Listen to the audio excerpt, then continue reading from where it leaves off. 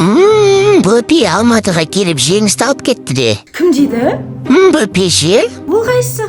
Яно черепашка ниндзя ше? Ой, Мбаппе емес Мбаппе деп дұрыстап айтпайсың ба? Айттым ғой мен саған, ешкіммен спорласпа ұтыласың деп. Айтқан жоқсың сен. Айтпасақ та намектатып қой, көзімізді қыстық қой. Көзіңді қысқанша лучше басқа жерін қысып отырмайсың ба? Ең бар еді футболға араласып, футбол ол қыздардың кірлігі емес.